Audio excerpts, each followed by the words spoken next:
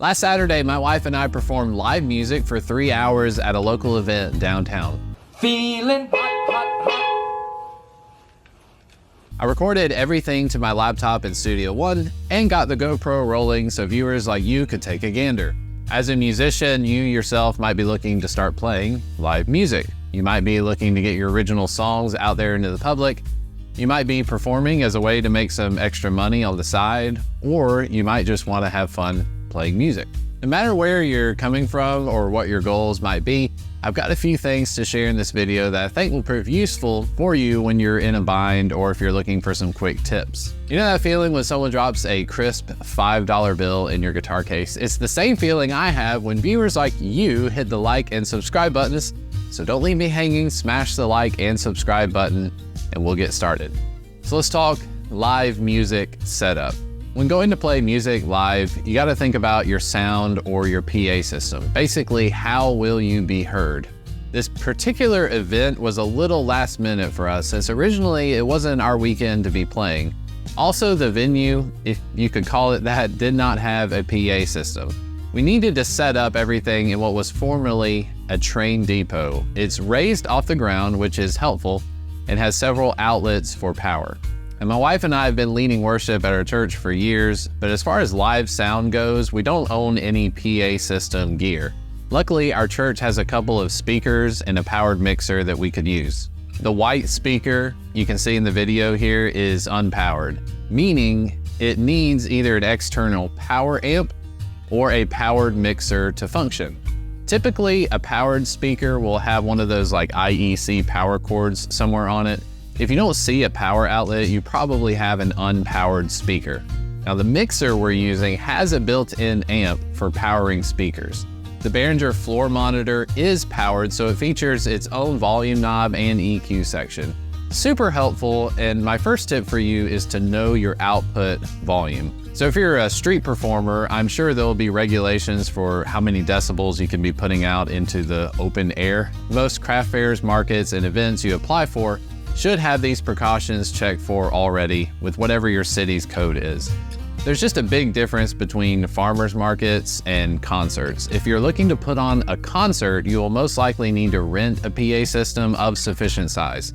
Street performing, craft fairs, and farmers markets can usually be taken care of with a relatively small sound system. And surprisingly, we've been told more often to turn down rather than turn up, which is a good thing. You think we need to be shaking the windows with volume, but if people are shopping and browsing at a market, you're mostly there just to be like background music for them. For our setup, I placed the white speaker as my main speaker facing the street. Our floor wedge is directly behind it facing us as a monitor, and the mixer is within reach if I need to adjust something. I would say as a tip, don't hire people to run sound for you unless you have a guarantee of payment. For these events, we don't have to pay to set up, but we are there at the mercy of tips and people buying our albums. We don't have any speaker stands at the moment, but with the train depot being raised off the ground, I found the sound to be completely adequate for the venue. No one is going to be seated listening to our music, and we aren't running anything stereo, so the one speaker on the floor is fine. In previous setups at this location, I put the white speaker on one of those fold-out tables, but the benefits were negligible. And there's also that aesthetic factor as well. It just didn't look great. I will say we've got a few friends that they do this kind of more for a living. They have those portable systems from JBL and also Bose. I think they sound great, but you're going to be looking at spending around $1,500 for something like that. My guitar is a Martin OM21. I got this guitar back in 2013 when I graduated college. It's of course very special to me. It has an LR Baggs Lyric pickup installed. Now that guitar is running into my Peterson tuner pedal, which also acts as a mute switch whenever I need to mute my guitar, and then it's running into my Apollo interface. More about that in a little bit. So my wife sings into a Shure SM58 that has a built-in mute switch. The mute switch is a must-have for events like this. Sometimes people come up to make announcements or we need to pass the microphone around. It's just very handy to be able to hit the mute switch so we don't have to worry about feedback or anything just blowing up the sound system. My guitar is running into channel 1 of my Apollo Twin, and Lana's mic is running into channel 2.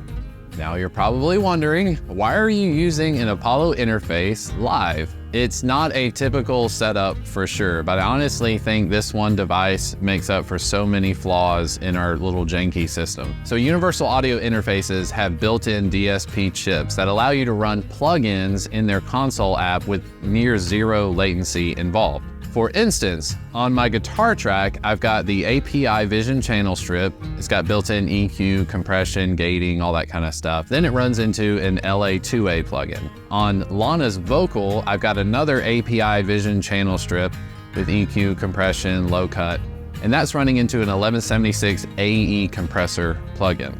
Both channels are also being sent to aux1, where I have an EMT plate reverb loaded on that. The main output for my interface is being summed to mono and sent to the powered mixer on channel 1. I can adjust the monitor knob on the mixer to adjust how much my wife and I can hear on the stage, and then also the mains fader has its own separate section so I can control how much the audience is hearing. The EQ on the mixer is particularly useful because in this exact setup, I was hearing a ton of low mids. Things sounded really honky, so I've got quite a bit cut out in the mids to low end on this mixer. We had Studio One Pro version 7 running in the background for this entire event. My laptop is an M3 MacBook Pro. The laptop, Studio One, UAD console, and my Apollo interface did very well and had no crashes. The setup would be disastrous if things started popping off. I have a DI box handy and could easily plug into the powered mixer, bypassing the computer stuff entirely if we needed to. So here's a snippet so you can hear a rough mix of what it sounded like at the event. Just know that most of the songs that we did, they're gonna have copyright strikes here on YouTube, so I'll play as much of the public domain stuff as I can here on the channel.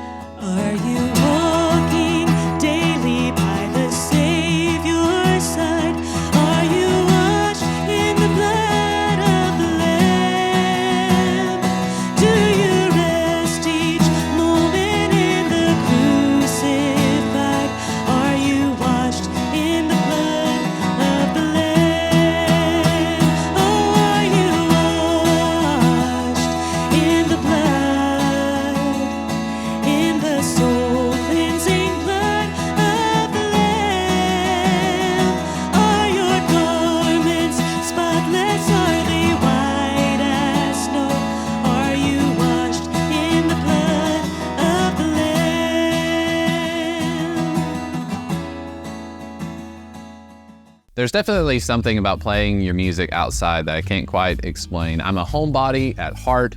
I could easily live out my days in a basement making YouTube videos and recording music, but I feel like the more we perform live, the more we advance as musicians. Each event is an opportunity to tighten up an arrangement or to find a new method for setting up the PA system. All in all, it's a fun experience, and that's pretty much our setup, but let's talk logistics and lessons that we've learned about playing live. The market is kind of a hit or miss weekend event for our town. Many of the rural places in the area have festivals like the Peanut Festival, the Pepper Festival, and so on. We've played here before, and generally speaking, it's a good group of people, and it gives us a chance to flutter our social butterfly wings. If you're looking to make some extra money on the side and you have the weekends open, this is certainly a fun endeavor, but you might be better off getting tips as a waiter or waitress.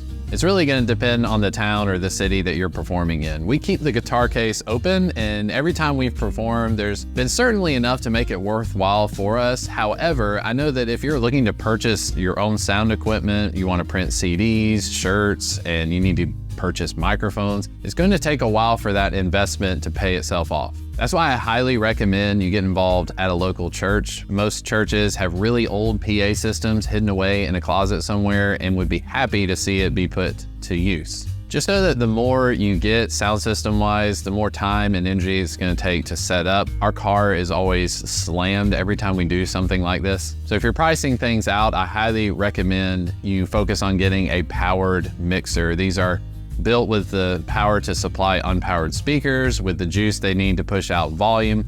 Obviously, if you have a dedicated power amp, you can get a louder sound, but combining pieces of equipment is going to save you setup and transport time. That's why I mentioned the JBL and Bose stuff early on. These self-contained systems are a great route, but they do tend to cost more up front. We used a powered mixer, a powered floor wedge, and an unpowered speaker for our main output. I will say back in high school, our youth band would quite often use a keyboard amp that was huge. It was one of those amps with a microphone input and aux input for like plugging in your phone or a CD player, I guess. And of course, it had an instrument input for guitars and keyboards as well. As far as the music goes, we of course played a lot of hymns and worship songs. My wife has a hymns album, so we typically sell a few CDs and flash drives, but the majority of the money comes from the tips put in the guitar case. In fact, whenever someone drops money in the guitar case, we usually throw them a CD. Every now and then we'll play an original song, but with people walking past every few minutes, they're not going to be there for 3 to 4 songs at a time. It's not the same as putting on a concert. There's also some seasonal elements to be aware of. When we play in the summer, it's absolutely brutal. Playing music outside continuously for 3 hours is going to affect you. And we live in the South, so it definitely gets hot and humid. The last time we played during the summer, I ended up having a trigger finger at the end. It's not super fun, especially when you're trying to play guitar. Also, my wife is pregnant, so we used stools from Walmart this time. It's not as professional looking, I guess you would say, but it served a couple of purposes for us. I knew that the best way to get a clean vocal recording would be to keep the microphone on a boom stand with everything isolated as much as possible. Just holding a microphone in your hand has all sorts of noises involved. Also, if the singer is holding a microphone, they will tend to be singing at different locations and distances from the microphone. We're not getting a studio grade recording out there, but if your goal is to record something that you will take back home to mix it up later, you'll be glad you went with a boom stand whenever it's possible. All in all, I would highly encourage you to get out there into your community and start bumping elbows with the people around you. You never know what kind of connections you'll end up making along the way. And it doesn't hurt to be known as the go-to local musicians for events like this. It's fun making music at home. Like I said, I'm a homebody. I love being in the studio, but hopefully this video has inspired you to go play music live and to put yourself out there. My channel here on YouTube is all about practical tips for playing and recording music. If you're new to the channel, I hope that you'll hit the subscribe button, and I highly recommend checking out my Recording Your First Song series of videos here on YouTube. I try to keep things on a beginner level as much as possible, and I'd love to help you out. So often in the comments section, if you have a question about some piece of software, or if you have a question about any of these live music playing event type things, feel free to drop that in the comment. I want to thank you for watching this video, and take care out there.